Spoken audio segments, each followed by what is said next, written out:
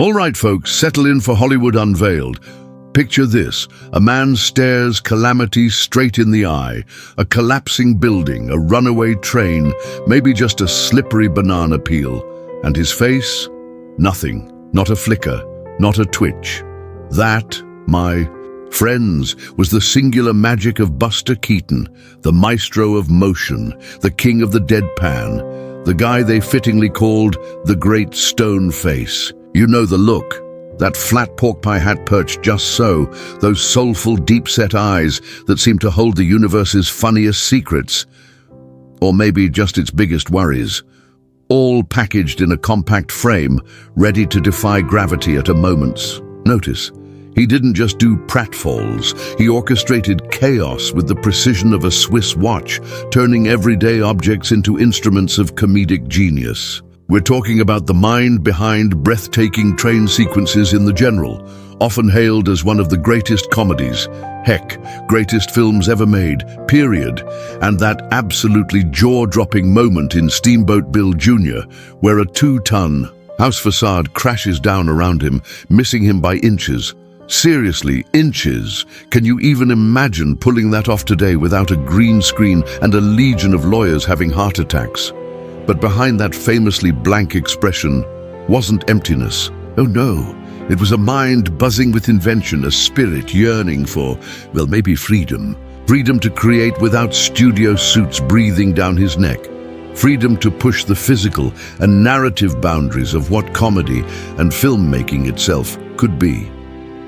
Legend has it, the name Buster itself came from the great Harry Houdini after. Toddler Keaton took a tumble down some stairs and popped right back up, unfazed. Houdini apparently exclaimed, "That was a real Buster." Talk about foreshadowing, right? Keaton himself supposedly quipped later in life, reflecting on his roller coaster career, "I always wanted things simple, but life liked to make things difficult for me. And boy, did it ever." His journey from rough and tumble vaudeville beginnings to silent film superstardom through crushing personal and professional lows, and ultimately to rediscovery as an enduring icon, is a story as dramatic, funny, and resilient as any of his films. So buckle up as we dive into the incredible, hilarious, and sometimes heartbreaking story of the man who made the world laugh without cracking a smile. What's your favorite Buster Keaton stunt or movie?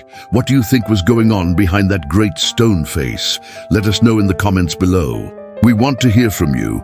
Before the pancake makeup and the perilous pratfalls became his trademark, Buster Keaton was Joseph Frank Keaton, born October 4th, 1895. Now forget charming small-town America welcoming its future star. Pica, Kansas, might have been his official birthplace, but his real cradle was a dusty stage, his lullaby the roar of the vaudeville crowd. His parents, Joe and Myra Keaton, weren't exactly your typical mom-and-pop operation, unless your folks regularly juggled, sang off-key melodies, and occasionally incorporated their toddler into a human projectile act. Joe Keaton was a rambunctious Irish-American character, a medicine show performer alongside Harry Houdini. Yes, that Houdini, more on him later, before finding his niche in vaudeville. He had a knack for comedy, a booming personality, and unfortunately, a growing fondness for the bottle that would cast a long shadow. Myra Cutler Keaton, hailing from a more settled background, was the musical anchor, playing the saxophone and providing a semblance of stability amidst the delightful chaos. Together, they were the two Keatons, a middling act bouncing around the circuits.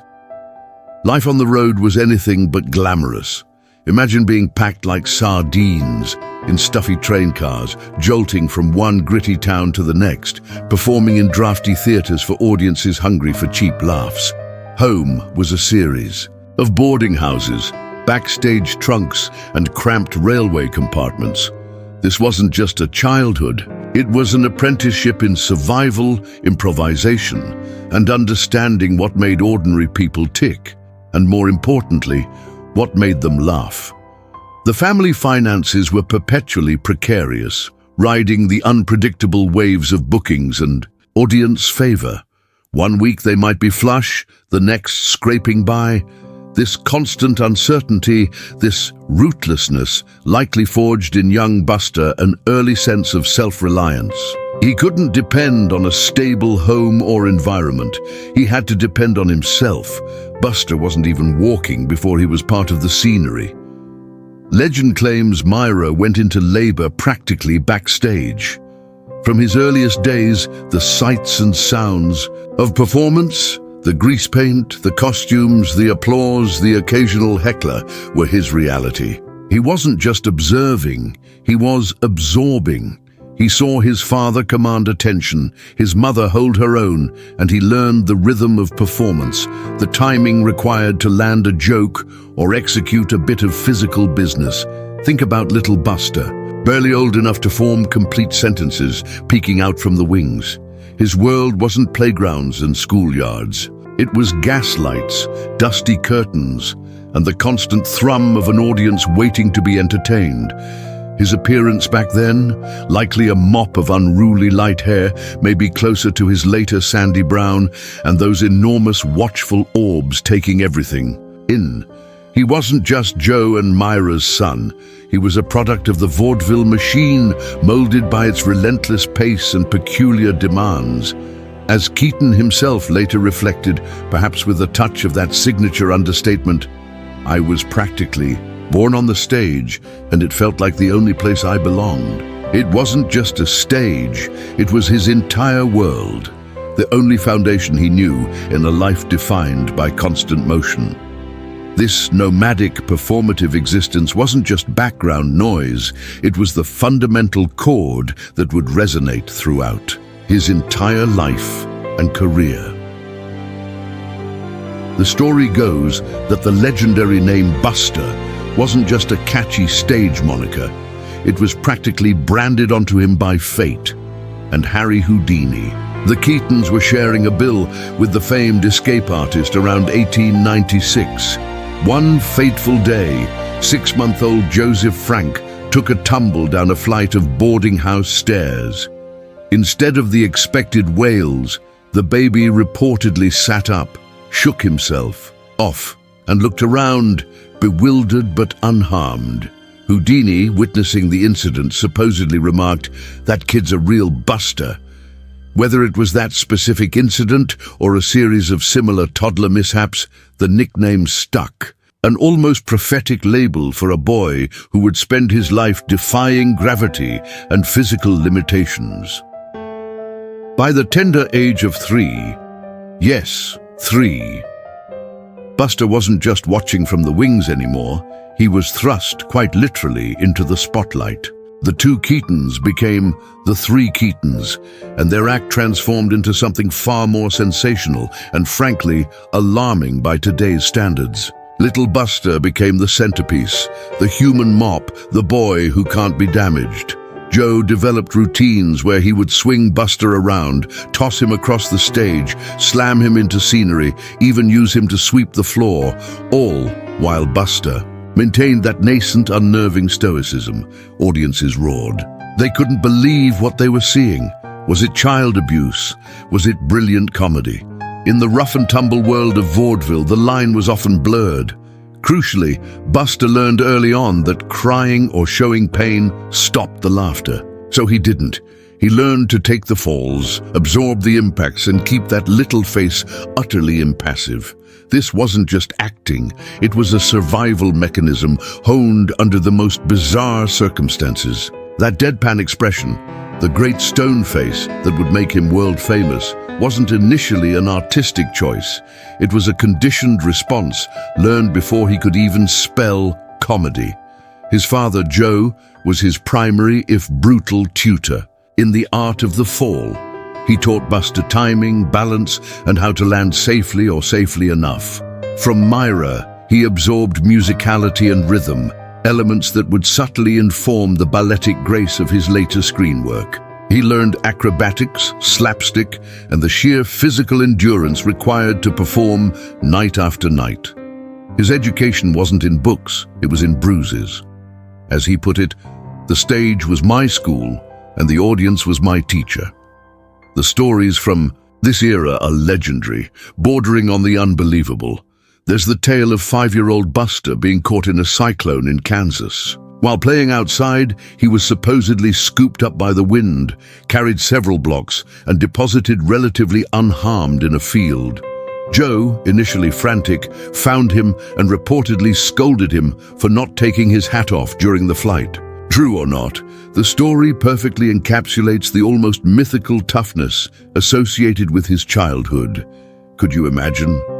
1 minute you're playing, the next you're airborne courtesy of Mother Nature. For Buster, it was perhaps just another unexpected physical challenge in a life already full of them. These weren't just stunts, they were formative experiences shaping his entire worldview. This relentless physical discipline, this constant performance, under pressure, built an extraordinary resilience. But perhaps subconsciously, it also fueled that nascent yearning for freedom we mentioned earlier. Being tossed around, literally, by his father, being confined to the rigid structure of the act, maybe this instilled a deep desire to eventually control his own movements, his own destiny, his own creative expression. The boy who can't be damaged was learning how to endure, but he was also perhaps dreaming of the day he could fly solo. Growing up wasn't just about the act itself, it was about the world surrounding it. Buster Keaton came of age immersed in the distinct culture of early 20th century American vaudeville. This meant life wasn't lived in one place, but in a constantly shifting landscape of smoky backstage areas, cheap diners, and the transient communities that formed among performers. He rubbed shoulders with acrobats, singers, magicians, comedians, animal acts, a veritable circus of humanity, each act vying for the audience's fickle attention.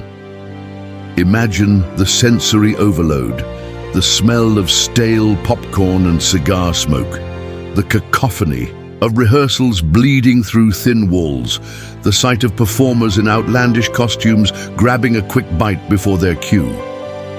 These weren't just towns, they were stops on a circuit, places like Peoria, Poughkeepsie, Pittsburgh, gritty industrial centers and dusty rural outposts where people sought escape and entertainment in dimly lit theaters. This environment taught Buster about audiences, what made them gasp, what made them chuckle, what bored them.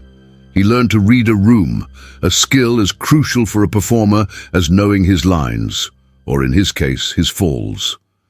This world, while vibrant, was also starkly limited. The life of a vaudevillian, even a popular one like the Three Keatons, was often hand-to-mouth, dictated by booking agents and theater managers. There was little room for artistic deviation. You did the act that worked, night after night. This repetitive grind, the sheer physicality combined with the lack of creative control inherent in being the human mop component of the family act, must have felt confining. But something else was happening in those towns, something new and exciting, the flickering magic of moving pictures. While vaudeville reigned supreme, Nickelodeons and primitive movie houses were starting to pop up, showcasing short, silent films that captivated audiences in a different way. Buster, like many others, was drawn to this new medium. He recounted sneaking into theaters whenever he could, mesmerized by the jerky movements and simple narratives unfolding on screen. He saw the potential, the novelty, the sheer scale that film offered compared to the confines of a vaudeville stage. Think about the contrast. The sweaty, immediate, often chaotic energy of a live vaudeville performance versus the controlled, repeatable, larger-than-life images projected in a dark room. For a young man whose life revolved around physical performance within strict parameters, the burgeoning world of cinema must have seemed like an infinite playground. Here was a medium where you could control the perspective, manipulate time, create illusions, and perform feats impossible on a stage, all without the immediate risk of a misplaced landing in front of a live audience.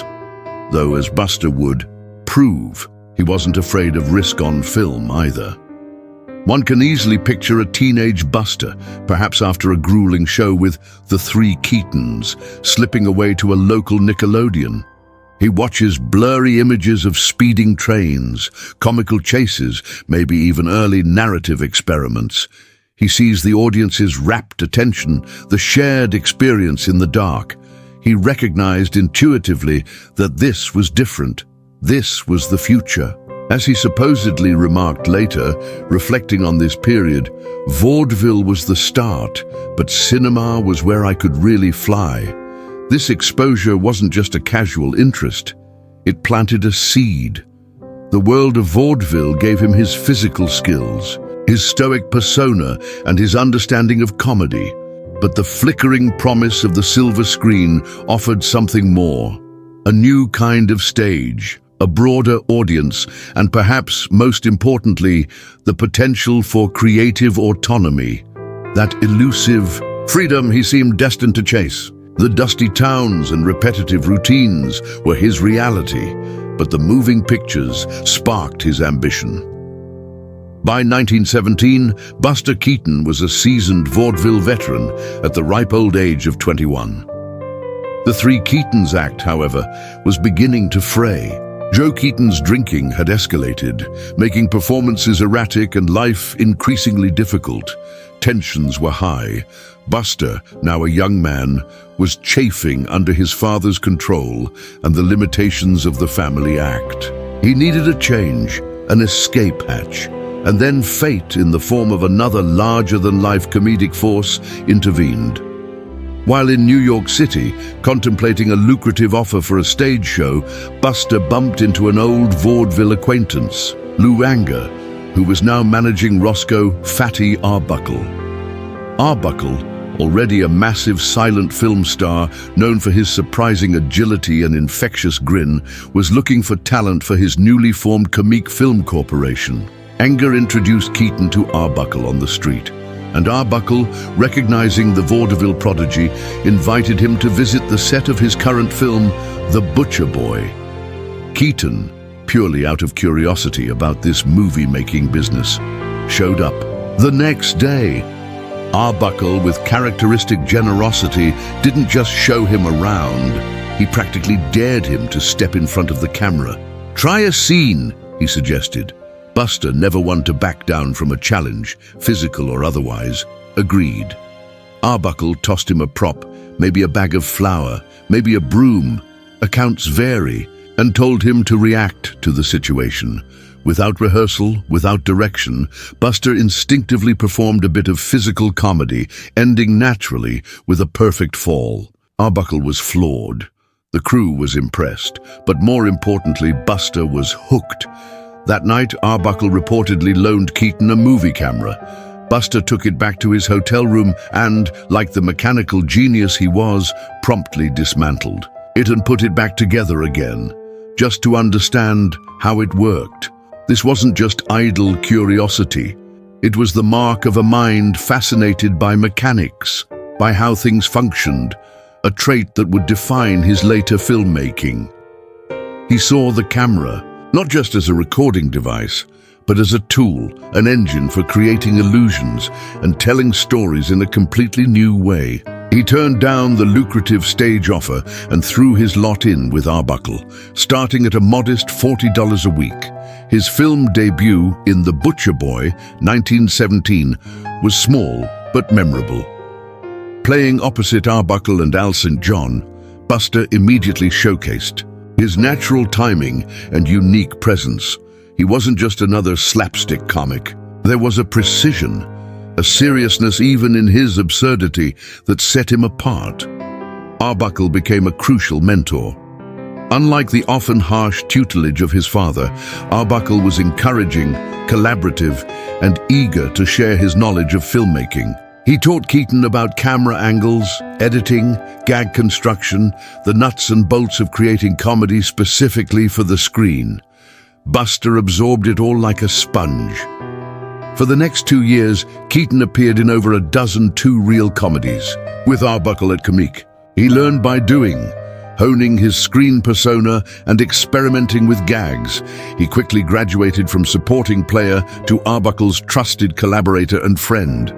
It was during this period that he fully solidified the stone face persona. He realized that while Arbuckle got laughs from broad reactions, his own impassive response to chaos created a different, perhaps more profound, kind of humor. The contrast between the mayhem surrounding him and his utter lack of outward reaction was comedy gold.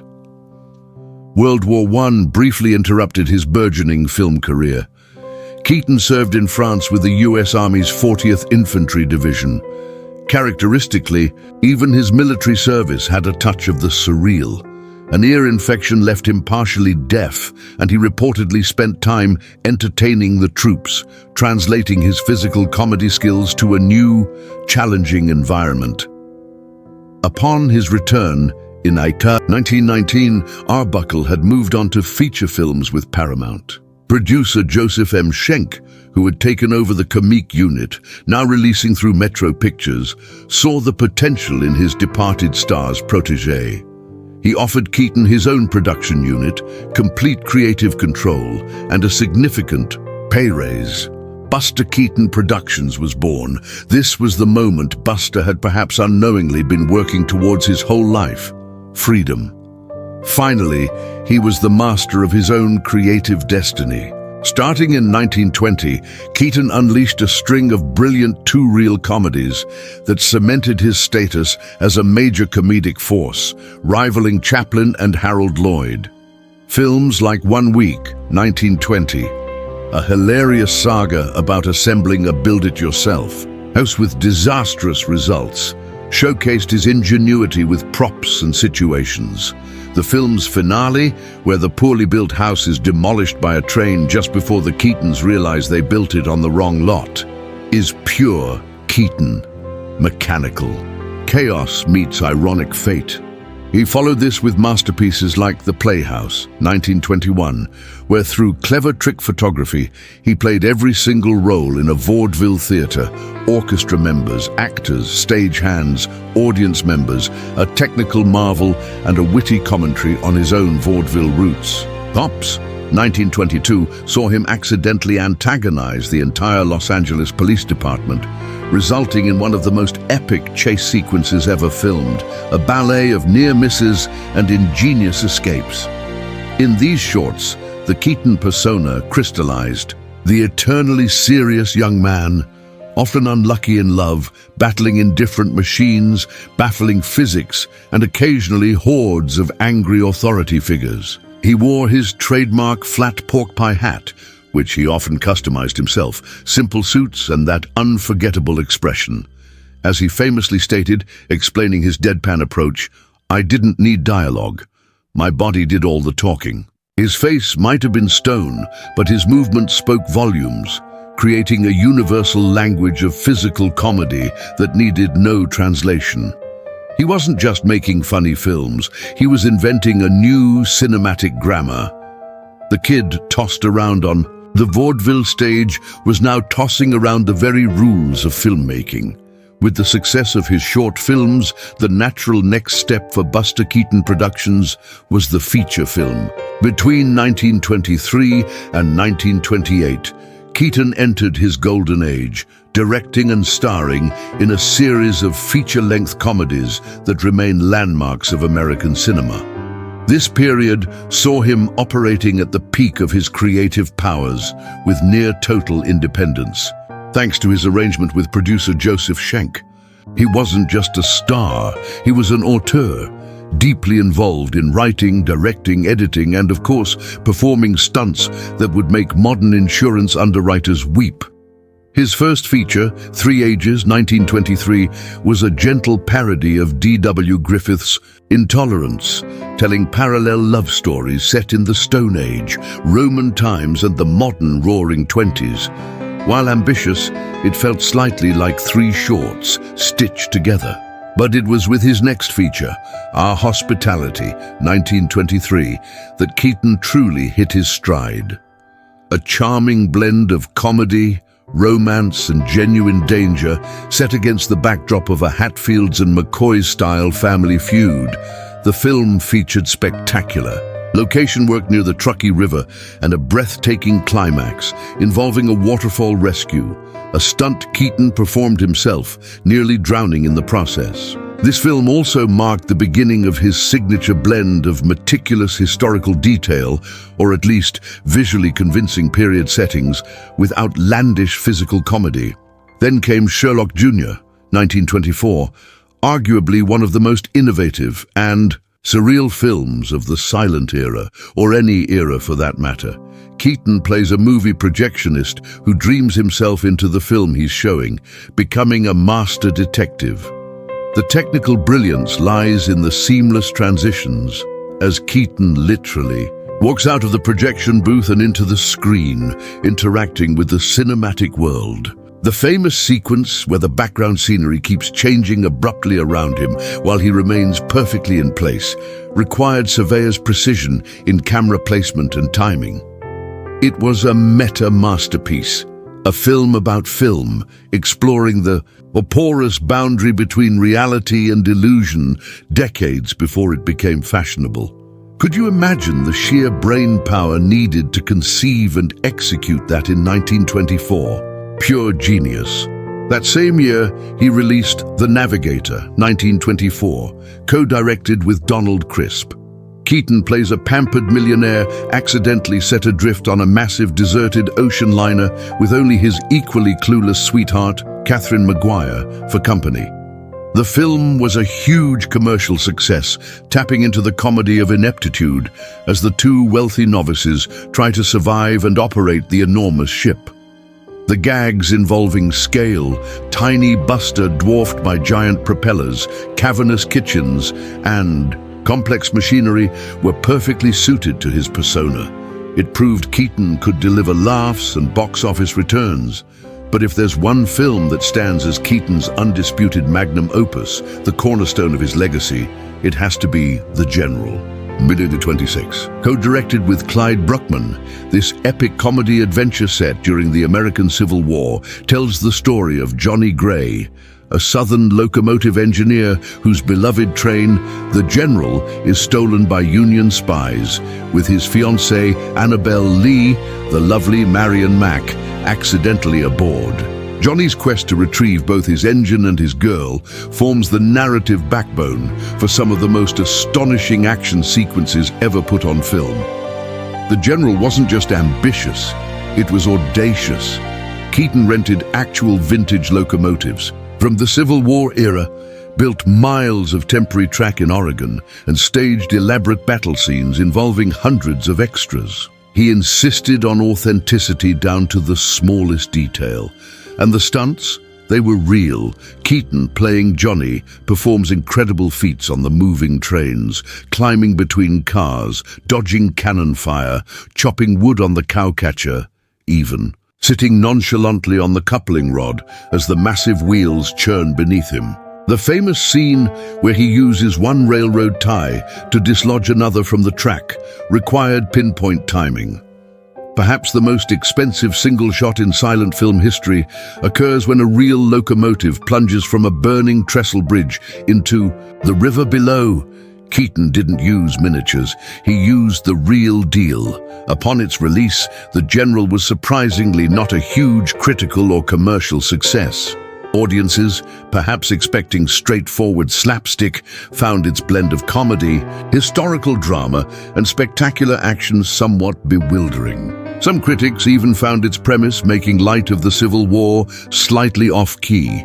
Yet, time has vindicated Keaton's vision.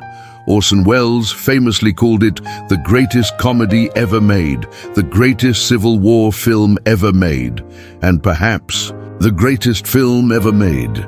It is consistently ranked among the finest achievements in cinema history, admired for its narrative elegance, breathtaking visuals, seamless integration of comedy and action, and Keaton's perfectly calibrated performance. The General was my dream, Keaton reportedly reflected later, and I got to live inside that dream. It represented the absolute zenith of his creative freedom and technical mastery. Even after the relative disappointment of the general's reception, Keaton continued to produce brilliant work. College, 1927, saw him hilariously attempting various sports to impress a girl, showcasing his surprising athleticism and lack thereof in character. And then came Steamboat Bill Jr., 1928. While the film itself is a charming story about a college boy trying to live up to his rough riverboat captain father, it is forever remembered for one iconic, death-defying stunt. In the climactic cyclone sequence, a 2-ton facade of a building collapses forward, and Keaton, standing precisely in the spot where an open attic window lands, emerges unscathed. He performed the stunt himself, with mere inches of clearance on either side. Had he been off by even a fraction, it would have been fatal. It remains one of the most staggering physical feats ever captured on film, a testament to his meticulous planning, nerve, and perhaps a touch of that old Buster luck. Can you believe the sheer guts it took? No CGI, no wires, just math, nerve, and a prayer. Throughout this golden era, Keaton collaborated with talented writers like Clyde Bruckman and Gene Haves, skilled cinematographers like Elgin Leslie and Burt Haynes, and capable co-directors like Edward Sedgwick on The Cameraman. He fostered a loyal team, but the vision, the driving force, the man risking life and limb for the perfect shot, was always Buster. This period, from Our Hospitality to Steamboat Bill Jr., represents an unparalleled explosion of comedic genius and cinematic innovation, forever defining Buster Keaton as one of the true titans of the silent screen. The late 1920s brought a seismic shift to Hollywood, the arrival of sound. While some silent stars navigated the transition successfully, the advent of talkies proved to be a major turning point and arguably the beginning of a steep decline for Buster Keaton's career as an independent force. Coupled with this technological upheaval was a fateful business decision that would strip him of the creative freedom he cherished. In 1928, despite his reservations, Keaton's producer and brother-in-law, Joseph Schenck, persuaded him to dissolve Buster Keaton Productions and sign a contract with the biggest studio in town, Metro-Goldwyn-Mayer, MGM, the monolithic Tiffany of studios. Schenck argued it would provide financial stability and access to greater resources. Keaton, perhaps weary of the financial pressures of independent production, especially after the general's lukewarm reception, and trusting Schenck, reluctantly agreed. He later called it the biggest mistake of his life. At MGM, Keaton instantly collided with the rigid studio system, epitomized by the powerful production chiefs Louis B. Mayer and Irving Thalberg. They admired his talent, but fundamentally misunderstood his genius. Accustomed to controlling every aspect of their productions, MGM stripped Keaton of his creative autonomy. Suddenly, he wasn't involved in writing his own material, choosing his directors, or supervising the editing. He became essentially an actor for hire in projects chosen for him, often saddled with mediocre scripts and directors who didn't grasp his unique comedic style. His first MGM film, The Cameraman, 1928, directed by Edward Sedgwick but heavily influenced by Keaton, was a critical and commercial success, retaining much of his signature charm and inventive gags. It felt like classic Buster. However, it proved to be a false dawn. His next film, Spite Marriage, 1929, was his last silent feature and already showed signs of studio interference. Then came sound. Keaton's voice, a pleasant but unremarkable baritone, recorded adequately.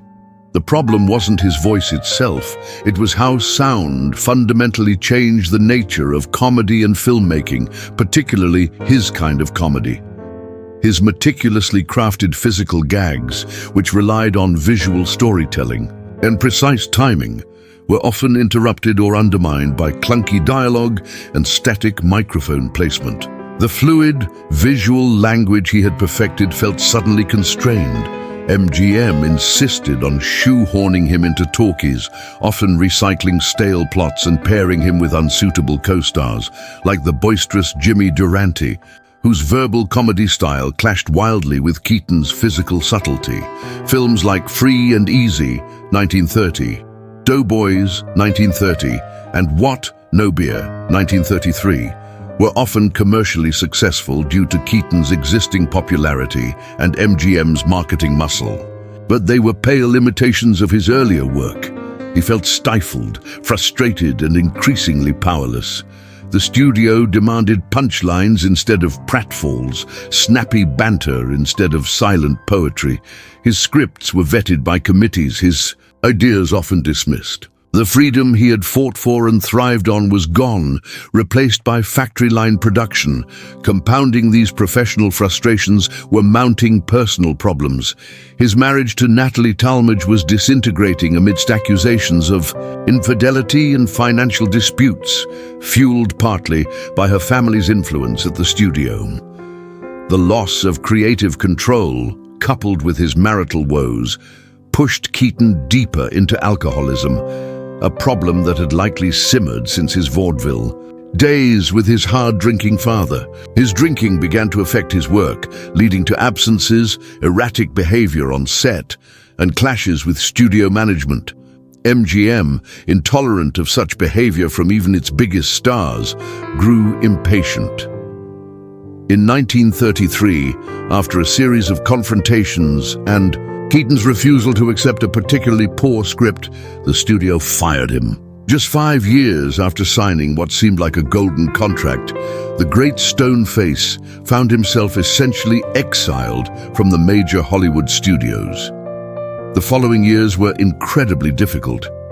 Blacklisted by the major studios due to his reputation for drinking and being difficult, Reed wanting creative input, Keaton found work where he could. He made a series of low-budget two-reel comedies for educational pictures, some of which showed flashes of his old brilliance but lacked the resources and polish of his prime. He worked anonymously as a gag writer for other comedians, including the Marx Brothers and Red Skelton, often contributing brilliant ideas for pitiful wages. His financial situation became precarious, and his battle with alcoholism intensified. There were periods where he was practically destitute, a forgotten genius haunting the fringes of the industry he helped build. Reflecting on this dark period, he might have echoed his earlier sentiment, perhaps with more bitterness. Life wasn't just making things difficult, it felt like it was trying to break me. Yet, somehow, Buster Keaton endured.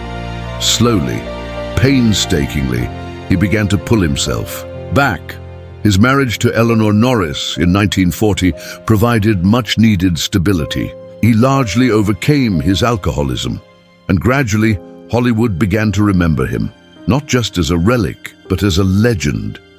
Small roles in films started coming his way.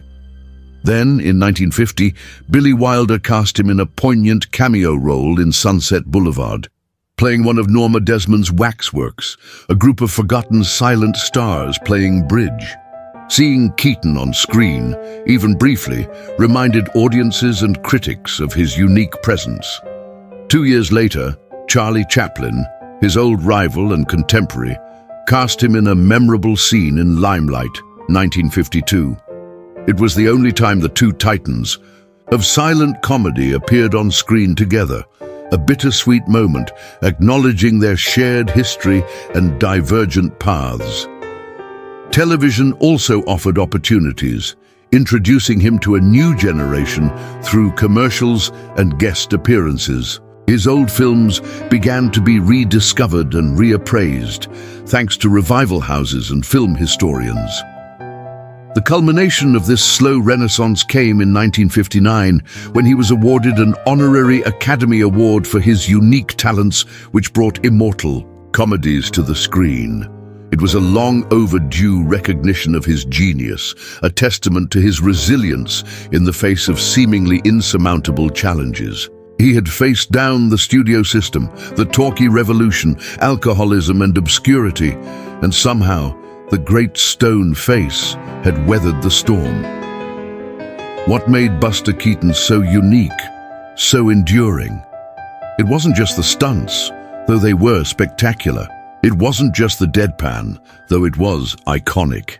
It was the seamless fusion of astonishing physical prowess, brilliant comedic invention, a deep understanding of cinematic language, and that strangely compelling, almost philosophical persona.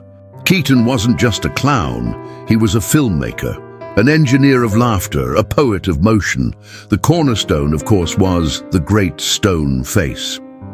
While other silent comedians like Chaplin or Lloyd used expressive faces to convey emotion and solicit audience sympathy, Keaton went the opposite route. His face remained a mask of stoic indifference, regardless of the chaos erupting around him. Whether dodging cannonballs in the General or navigating a collapsing house in Steamboat Bill Jr., his expression rarely changed. This wasn't wooden acting. It was a deliberate artistic choice. The contrast between the external absurdity and his internal calm created a unique comedic tension. The audience laughed at the situation, with his ingenuity in escaping it, but also, strangely, because of his refusal to acknowledge the absurdity. As Keaton himself reportedly explained, "If I laughed, the audience would stop laughing." His seriousness somehow amplified the humor, making the impossible situations he found himself in even funnier. It suggested a character perpetually baffled by the universe's illogical hostility, meeting it not with panic, but with a kind of weary resignation and dogged determination. Beneath the stone face was an extraordinary physical comedian. His vaudeville training instilled in him incredible acrobatic skill, timing, and body control. He didn't just fall, he choreographed complex sequences of movement that were both hilarious and breathtakingly graceful. Watch him navigate a crowded street, dodge obstacles, or manipulate props. There's an almost balletic precision to his movements. He understood his body as an instrument and the frame of the film as his stage. He used his relatively small stature to great effect, often pitting himself against enormous objects. Trains, ships, houses, machinery, creating a visual comedy of scale, the little man versus the overwhelming, indifferent world. And then there were the stunts. Keaton was arguably the most daring and innovative stunt performer of his generation, perhaps of all time. He performed nearly all his own stunts, not out of ego, but because he believed the comedy was funnier and more believable if the audience knew it was really him risking his neck. These weren't just reckless acts, they were meticulously planned and engineered feats that required mathematical precision, incredible nerve, and a deep understanding of physics. The house facade drop in Steamboat Bill Jr., the waterfall rescue in Our Hospitality, the intricate train sequences in The General. These were complex logistical and mechanical challenges executed flawlessly, or at least successfully. He treated stunts not just as thrills, but as integral parts of the narrative and the comedy. The danger was real, and the audience felt it, adding another layer to the viewing experience. Beyond his performance, Keaton was a master filmmaker. Having learned the craft from the ground up with Arbuckle and then honing it in his own production unit, he possessed an innate understanding of cinematic language. He instinctively knew where to place the camera for maximum comedic or dramatic effect. He often favored long takes and wide shots, allowing the audience to appreciate the entirety of his physical performance and the complexity of the gags within the frame, without relying on excessive cutting. His editing was precise, enhancing the rhythm and timing of the comedy. He was also a technical innovator, experimenting with special effects like the split-screen marvels in the Playhouse and the meta-cinematic illusions of Sherlock Jr. He understood the camera not just as a passive recorder, But as an active participant in the comedy, his contributions to the genre are immeasurable. He perfected a particular brand of deadpan, physical comedy that relied on situation, character, and intricate gag construction rather than broad mugging or sentimentality. His integration of spectacular stunts and action sequences into comedic narratives was groundbreaking. He demonstrated how comedy could be epic in scale and visually stunning, as seen in The General. His exploration of surrealism and meta-cinema in films like Sherlock Jr. and The Playhouse was decades ahead of its time. Keaton's influence can be seen across generations of comedians and filmmakers. His stoicism and physical grace inspired countless performers. You see echoes of his deadpan in the work of actors like Bill Murray or Rowan Atkinson. His elaborate, Rube Goldberg-esque gag construction influenced animators like Chuck Jones, Think, Wile E. Coyote, and filmmakers known for intricate action comedy, like Jackie Chan, who has explicitly cited Keaton as an inspiration, or even Wes Anderson, with his meticulously composed frames and often stoic protagonists navigating chaotic worlds. Visionary directors like Orson Welles championed his work, with Welles stating, "Keaton was a master of silence, recognizing the profound artistry beneath the comedic surface." And how does this all tie back to that theme of freedom? Keaton's unique style was his freedom, expressed frame by frame. His physical daring was a defiance of limitations, both physical and societal. His insistence on creative control during his golden age was a fight for artistic liberty. Even his stone face could be interpreted as a form of internal freedom, a refusal to be outwardly dictated by the madness of the world around him. He built intricate cinematic worlds where he, the little man, could outwit machines, defy gravity, and navigate disaster through sheer ingenuity and resilience. His films are, in a way, celebrations of the individual spirit battling against overwhelming, often mechanical, forces and occasionally, miraculously, winning. He wasn't just making people laugh, he was showing them, through the language of motion and silence, the beauty and absurdity of the struggle itself. Behind the great stone face, Buster Keaton's personal life was often as turbulent and unpredictable as one of his cinematic adventures. His relationships, particularly his marriages, were marked by passion, conflict, financial strain, and eventually, a hard-won stability. These partnerships deeply shaped the man off-screen, influencing his emotional state, his financial standing, and even the trajectory of his career.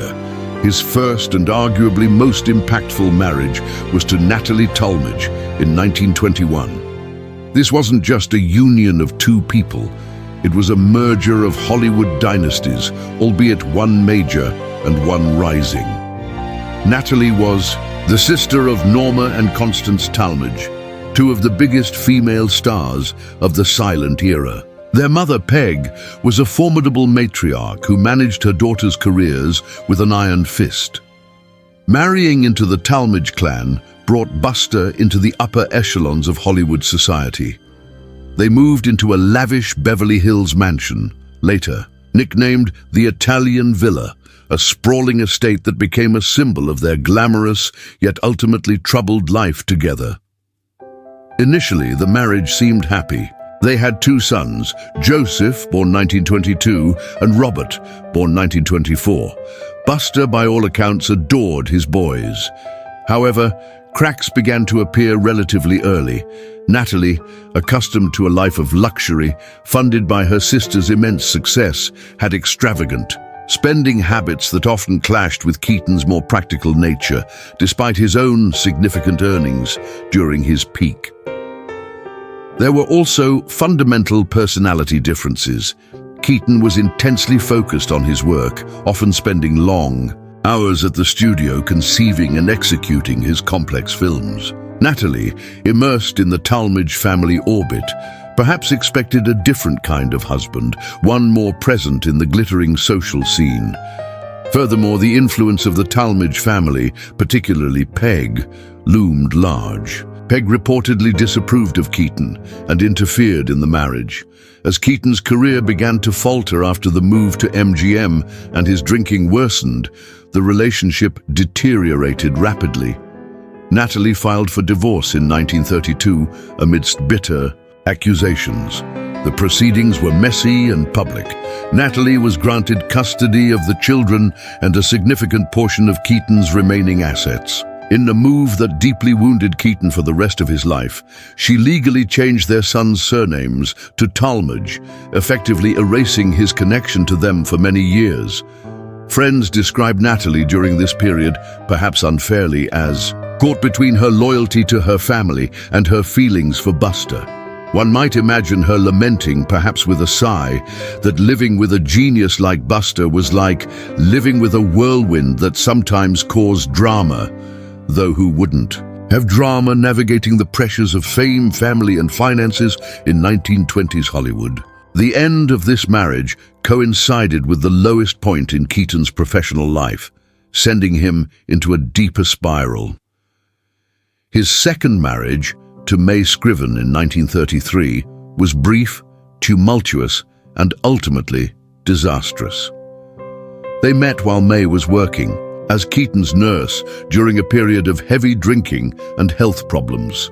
The marriage seemed almost impulsive, perhaps born out of loneliness and desperation on Keaton's part during his darkest days after the MGM firing and his divorce from Natalie.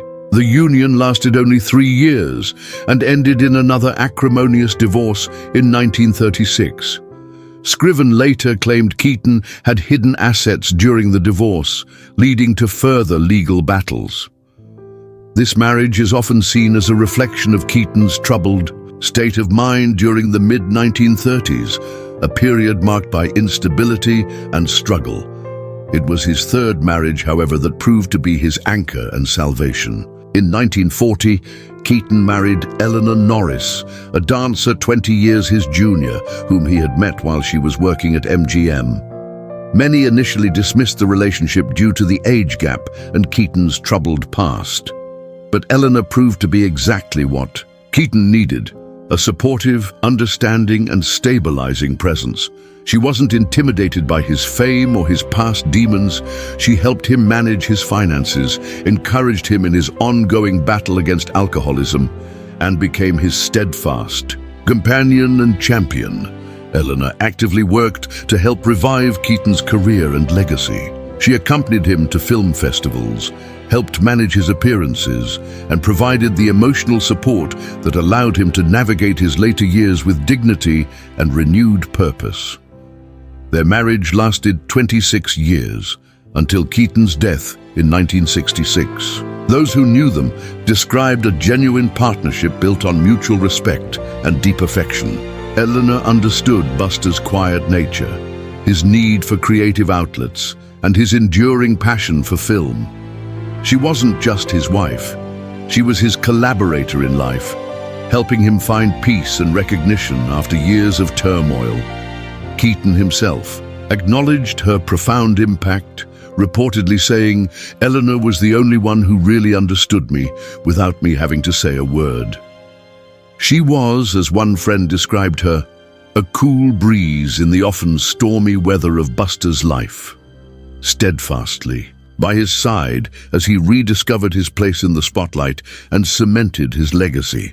Their enduring partnership stands in stark contrast to the heartbreak and conflict of his earlier relationships, offering a poignant final act to his personal story. While Buster Keaton navigated treacherous waterfalls and collapsing buildings, on screen with stoic grace, his off-screen life presented battles that often proved far harder to win. His most significant and prolonged personal struggle was with alcoholism. This wasn't a brief dalliance, but a serious addiction that plagued him for decades, profoundly impacting his health, his relationships, and, critically, his career during its most vulnerable period. The roots of his drinking likely stretched back to his vaudeville days. His father, Joe Keaton, was a notorious heavy drinker, and the hard-living culture of traveling performers often normalized excessive alcohol consumption. Young Buster witnessed firsthand the destructive effects of alcohol on his father and the family act, yet somehow the demon found its way into his own life. While he seemed to manage it during his peak creative years, the demands of his physically precise work likely kept it somewhat in check. The pressure cooker of fame, combined with the subsequent loss of creative control at MGM and the painful disintegration of his marriage to Natalie Talmadge, sent him spiraling. The 1930s were particularly dark years. After being fired from MGM, Keaton found himself adrift professionally and personally. Alcohol became less of a social lubricant and more of a desperate anesthetic. Friends recounted stories of epic binges, blackouts, and erratic behavior. He was briefly institutionalized on more than one occasion. His physical appearance suffered. Photographs from this era sometimes show him looking gaunt and unwell, a stark contrast to the vibrant, athletic figure of his silent films. Even then, that iconic pork pie hat often remained perhaps a subconscious symbol of the resilient performer beneath the struggling man. The drinking cost him jobs, damaged his reputation, and exacerbated his already precarious financial situation. Losing his lucrative MGM contract was a massive blow. The expensive divorce settlement with Natalie Talmadge further drained his resources. Accustomed to the high earnings of a top star during the 1920s, Keaton struggled to adapt to his drastically reduced income. He took low-paying jobs writing gags, sometimes uncredited, just to make ends meet. There were periods where money was genuinely tight, a humiliating come-down for a man who had once commanded his own studio and lived in a Beverly Hills mansion. The financial stress undoubtedly fueled his drinking, creating a vicious cycle of professional setbacks, personal despair, and financial hardship. Yet even in these depths, Keaton's innate resilience flickered. He never completely stopped working, even when it meant taking bit parts or toiling in obscurity. There was a fundamental core of the performer, the survivor, that refused to be entirely extinguished. He possessed a craftsman's pride and an artist's drive that alcohol and misfortune couldn't completely drown. A relatable habit that offered some solace during these turbulent times, and indeed throughout much of his life, was his love for playing cards, particularly bridge. It was more than just a pastime. It was an escape, a mental challenge that required focus and strategy, perhaps offering a sense of order and control that was often missing elsewhere in his life. The famous cameo in Sunset Boulevard, playing bridge with other silent-era waxworks, wasn't just a symbolic casting choice. It reflected a genuine passion. Friends recalled lively, if sometimes competitive, card games at his home. It was a way to socialize, to unwind, and to engage his sharp mind away from the pressures of Hollywood or the lure of the bottle. Can you picture him, stone-faced even at the card table, calculating his next move? It seems perfectly in character. Overcoming his alcoholism was a long and arduous process, not a sudden epiphany. His marriage to Eleanor Norris in 1940 was a crucial turning point, providing the stability and support he needed. While he likely never achieved total abstinence, Eleanor helped him manage his drinking and regain control over his life. He began to work more consistently, his health improved, and his reputation slowly recovered. He faced his demons with the same quiet tenacity he displayed on screen when confronted with a runaway train. He might have quipped, with his signature dry wit, that alcohol was the worst director I ever worked with, acknowledging its destructive influence, but ultimately proving he could write his own ending to that particular drama. His eventual triumph over these profound personal struggles makes his later life resurgence and the enduring appreciation of his work all the more remarkable. He truly embodied the sentiment he expressed. I've taken some falls, but getting back up is what I do best. Beyond the broad strokes of marriages and struggles, Buster Keaton's life was peppered with unique events and personal quirks that reveal the character behind the cinematic icon.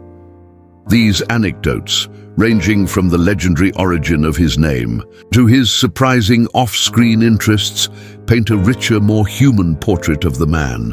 We've already touched upon the most famous origin story, the Houdini christening. Whether it happened exactly as described, 6-month-old Buster tumbling down stairs, Houdini witnessing it and declaring, "That's a real Buster," the tale became integral to Keaton's personal mythology. It perfectly encapsulated the blend of physical mishap and stoic endurance that would define his life and career. It's almost too perfect, isn't it? Like a scene written for one of his films, foreshadowing the lifetime of spectacular falls. To come, another defining, though much later event showcased his enduring spirit and connection to his roots.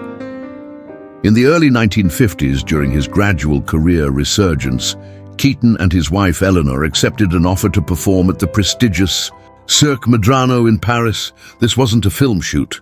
It was a return-to-live performance, echoing his vaudeville beginnings, performing slapstick routines for a European audience that revered him, with Eleanor gamely acting as his assistant, was a triumphant moment. It demonstrated his timeless appeal and his own undiminished love for the craft of physical comedy, connecting his past and present on a celebrated stage far from Hollywood. Imagine the thrill for those Parisian audiences, seeing the living legend recreate his magic live. Off-screen, Keaton cultivated interests that might surprise those who only knew his deadpan persona. He was a lifelong baseball fanatic. He followed teams avidly, played in charity games with other Hollywood figures, and reportedly possessed a decent pitching arm. This love for the game perhaps reflected his appreciation for precision, timing, and teamwork, elements crucial in both baseball and his style of filmmaking. It offered a connection to something quintessentially American and grounded, away from the artifice of Hollywood.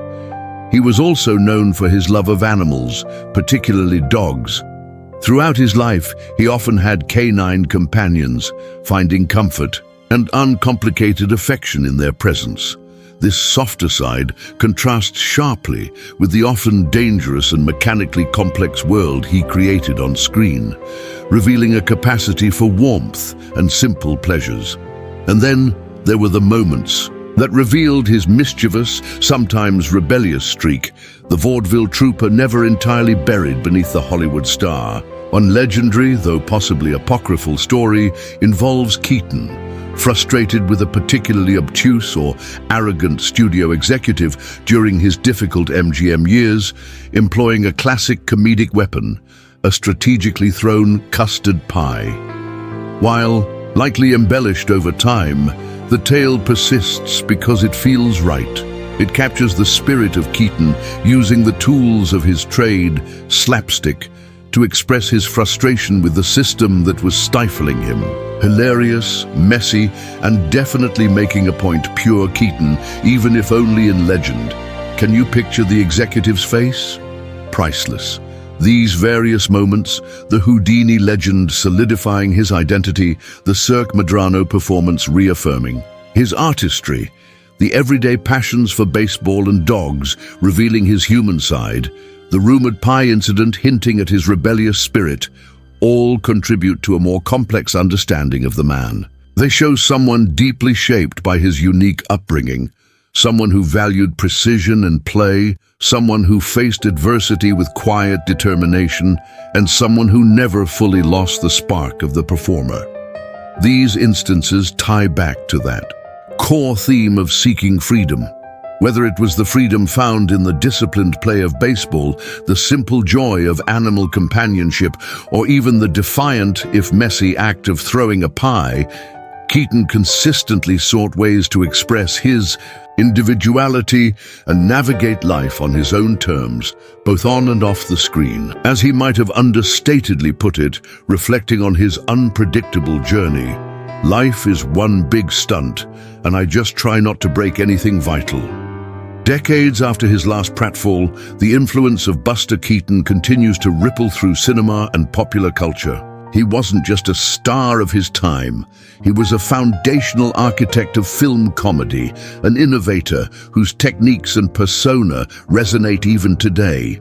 His legacy isn't just preserved in flickering black and white, it's alive in the DNA of modern comedy, action, and visual storytelling.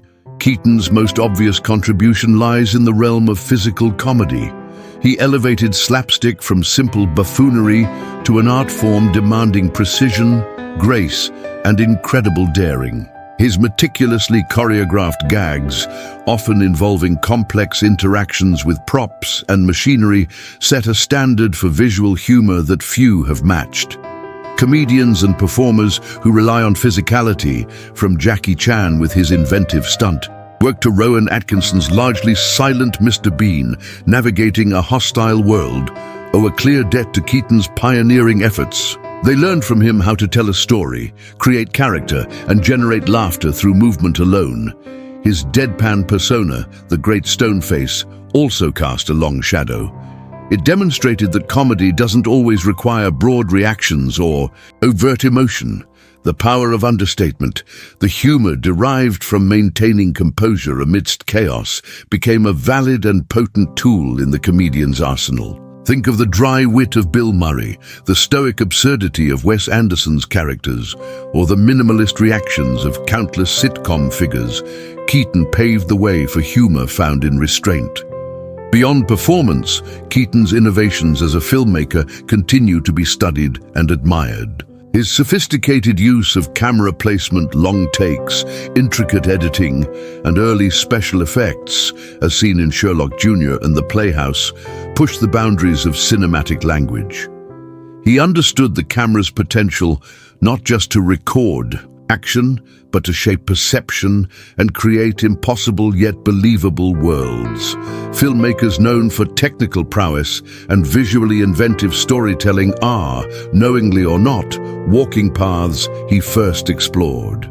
Several of his films are now rightly considered timeless classics, preserved for future generations.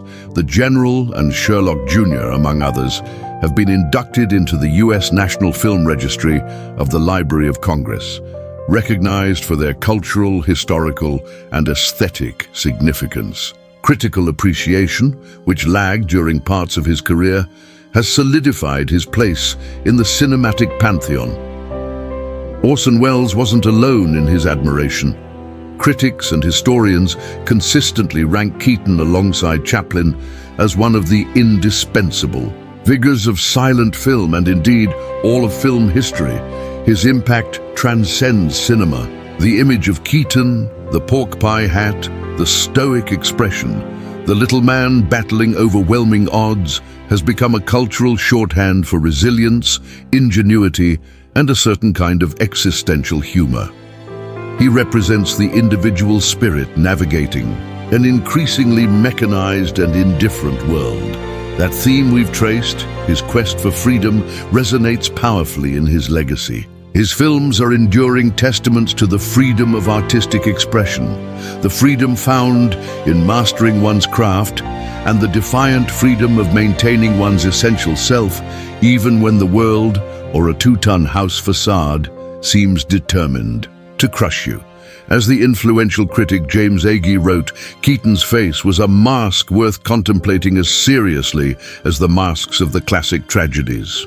He didn't just make us laugh, he made us think about what it means to be human in the face of absurdity.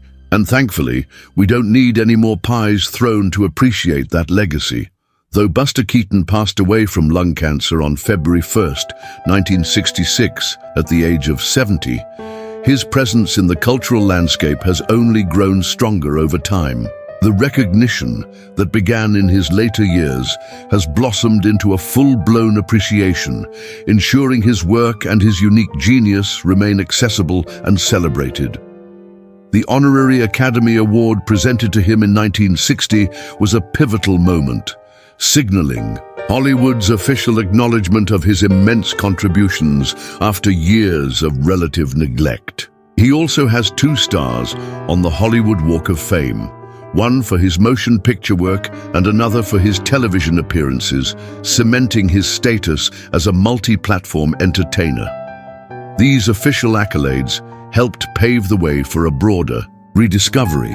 Organizations dedicated to preserving and promoting his legacy have emerged. The International Buster Keaton Society, founded in 1992, holds annual conventions, publishes research, and works to keep his memory alive among fans and scholars.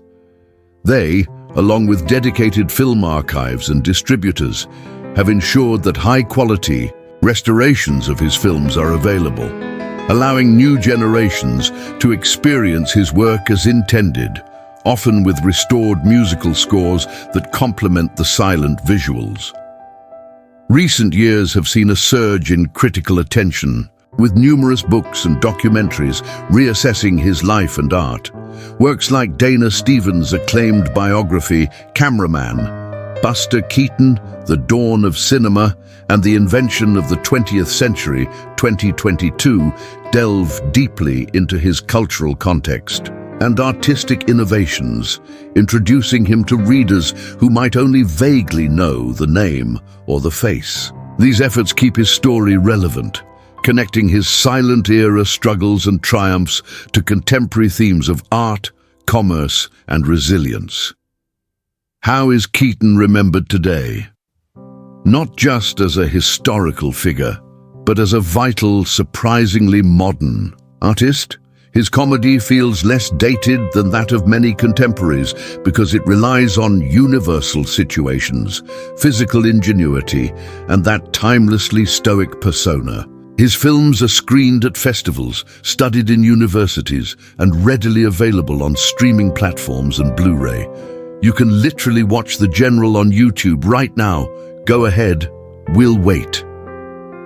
Perhaps the most poignant, if possibly apocryphal, anecdote about his passing is that upon hearing the news, much of Hollywood seemed to pause, momentarily silenced. The first time, as one wag supposedly put it, they truly learned the art of not laughing from Buster. True or not, it captures the unique space he occupied. So what's the final takeaway from the life of the great stone face? He was more than just a comedian who took incredible falls. He was a cinematic visionary who used silence and motion to explore the human condition. He was a survivor who weathered professional ruin and personal demons to reclaim his dignity and legacy. His life, like his films, was a masterclass in precision, resilience, and finding grace under pressure. In the end, Buster Keaton's story isn't just about the man who never smiled. It's about the artist who made the world laugh and gasp through sheer audacious creativity. His quest for freedom found its ultimate expression not just in dodging runaway trains in The General or defying gravity, but in the unwavering integrity of his vision. He built worlds on screen where the impossible became hilarious, where the little man could, through ingenuity and sheer nerve, triumph over chaos. His face may have been stone, but his cinematic heart beat with a vibrant, innovative pulse that continues to inspire awe and laughter. He remains, quite simply, unforgettable. Now seriously, go watch one of his films and tell us your favorite moment in the comments. Support Hollywood Unveiled on Patreon if you want more deep dives like this.